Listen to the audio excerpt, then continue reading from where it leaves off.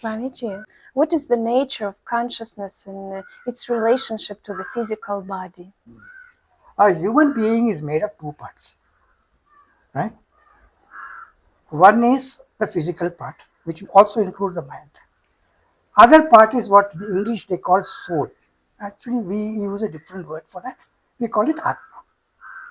That is the consciousness principle which permeates, which gives life to this body, which makes it alive, which makes it conscious.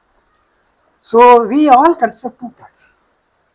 One is the Atma, and the other one is called Anatma, not Atma. What is Anatma? Everything is Anatma. So everything which has a limitation of space, time, and causation is Anatma. Every material thing that you see is Anatma.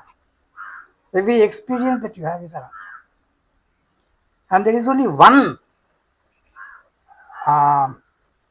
principle which is called Atma or Brahman, which is not changing, not moving with time, right? And is not affected by anything which is there in this world, this universe. Okay. So the nature of this Atma is first is it is beyond time. That means it doesn't have a birth date and a death date. Alright? So when you were born, when were you born? Yeah, 1965, 1980 you were born, let's say. 1990 you were born. So there will also be a death date. Right? Whether it is Shivananda or whether it is anybody. Satchitananda, whether it is anybody. Even Krishna, there is a birthday and a death date. When so long as you are in human form, there will be a birthday and a death date. Right? So there is a limitation of time. Whole universe also is a limitation of time. Sun has a limitation of time, Earth has a limitation of time, galaxy has a limitation of time, right? Everything works within the time limitation. So this principle that we call as pure consciousness does not have that time limitation. So it is neither born nor will it die. So we call such a principle as eternal. That means it is not affected by anything else, right? In terms of time. Time was a creation, according to the scientists. We said that time was a creation, now science also says time is a creation, space is a creation. So this is much before time. Okay, our creation is dependent upon when the Big Bang occurred. But Big Bang is only a small part of the whole game. So before that something must have existed. After this also goes away, then something will exist. That is called Atman, Brahman. This first attribute of consciousness. Second attribute is called is where there is no limitation of space. Okay? Where there is a limitation of space means we are all limited by space. Right? The Earth is limited by its space. The Sun is limited by its space. The galaxy is limited by its space. All galaxies are limited by its space because it has to live within space only. If there is no space, no vessel, nothing can exist. So like space, I'm not saying it is space, because we see space is also a creation. Right? Like space, the quality of Atma, Brahman, is it is beyond the limitation of space. Right? So it is there in your body, it is there in all other jivas. We call your body jiva. All other bodies jivas. It is there in all animals, it's there in all plants. It's even there in so-called non-sentient things like water and all. Okay? Water, earth and all that. It is everywhere. If you say something is there, it has to be within the scope of Atma. Otherwise, it does not it cannot exist. So space is a creation. All the material things are there in space, but space itself is a creation. The Atma is the one that holds that creation, that holds the space. So if something is beyond, it's not restricted by space, we call it all pervasive. That is why when you describe God, what do you say? Eternal, all pervasive, all good, everything, no? So this is all pervasive. That means it is there everywhere. So if somebody asks where it is, the complementary question is where it is not. That you tell me. The very fact that you are listening, it is there. Very fact that I am speaking, it is there. Very fact you are understanding something, it's there. Very fact you're seeing something, it's there. It's there in everything. So this is the nature of consciousness. These are the two major principles. So in this, by what happens is that if you understand this properly, what is a big deal for people like you and me? Okay? Because we fear one thing, and that is death. Right? I will die. And death is made out to be a lifetime fear. Right? So you do all the things, all the activities together so that you may live. It's called security. Most of our activities are security based. Fact of your coming here, Gita, is also security based. So look at it deeply. Fact of our coming is also security based. So when we fear death, we do not understand who we are. So the body has to die because it's made up of material things. Atma is not made up of material things. So it has no death. Right? So that which is material will have to go. If this thing is understood properly and that you are not that, then the fear of death goes away. I am a fearless man.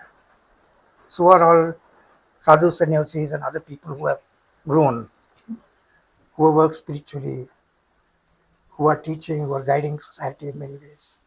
They are fearless. Shivananda was fearless. Chinmayananda was fearless. Dayana Saraswati was fearless. You name anybody. Right? Ramana Maharshi was fearless.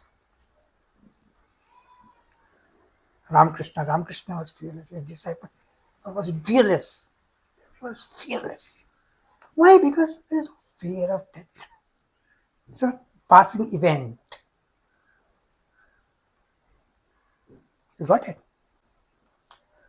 So that is the biggest payoff, because I think you do not understand, you won't know what is it to live life without fear. I have lived life with fear for a long period of time. Now I live without fear, so I know the difference. I mean, if I had known maybe 20 years ago, 30 years ago, many things could have been different. But that is also an experience. To know what creates fear and to get rid of it is a great experience. And though we say we are fearless, because we don't fear the body going. There is some reason, some cancer, something will be there, some lung disease, some diabetes, something will be there. You need a reason for the body to cultivate it all back up. That which has come from the earth and all the elements, earth, water, air, fire, whatever it is, space, it will go back to that. It was made from that. It will go back. So if you understand this, if you really understand it, not just hear it, you must know it to be true, then the fear of death is not there. This is a payoff, big payoff. And you won't understand how big the payoff is. It cannot be described in words, actually. Because the concept of freedom that you know is very limited. The concept of freedom we know is unlimited. We don't depend on anything. So we are free, totally free. So that comes to the second point, that all our life is designed in such a way. I'm talking about the payoffs now, okay? So this little knowledge is designed in such a way that you are dependent. You become dependent to your desire. If you have a car, you become dependent to it. If you have a husband, you become dependent to it. If you have a child, you become dependent on it. And you are next, after acquiring it, you become fearful to retain it. You always want to go and get married to the most beautiful wife. The fear wife lets you go, then what happens? Then what happens? So these are all passing phenomena, right? So if you become dependent on something, then you are a jailed bird. You are in prison. So all of us, we live in the prison of our own lives. They walk around like free birds. They think they walk around like free birds. We know when we see them that they're jailed birds, whether it's you or whatever. We're just coming into that phenomena to understand that life. A lot of hard work is required to live as a sannyasi. It's not so easy. Okay. And so what happens is, if you come to a stage where you're not dependent on anything, then what happens? You're not dependent on people. It could be your son, it could be your father, it could be your husband, it could be your wife, it could be anybody. So, when you live as an independent person, it's called moksha, free from dependence of people or things or anything. If free of dependence, it means you don't use what is there in the environment. Right? Suppose I have to go to the city. Somebody says, give you a car. I say, okay. I'll use it, go to the city and come back. But somebody says, keep the car. I say, no, sorry. You keep the car. All I wanted was a trip. I don't want that one to become dependent. I can't make it dependent. I'll become dependent on that. Hunting for a driver, hunting for this, hunting for petrol, and so on and so forth. I don't want that. So, if you can reach a stage of non-dependency and absolute freedom, it will be called moksha. This is also to your previous question, one of the highest goals of human life. And this is the payoff from the understanding of consciousness. Because when you understand that, you know that Atma doesn't depend on anything at all. Really doesn't depend on anything. In the universe, there are deaths of stars every day. There are 1 million stars dying every day. 1 million stars. 1 million stars are born every day. So witness to that. So this is the reality. On Earth today, how many people have died last night? How many people are born today? Will it make any difference? There we go on.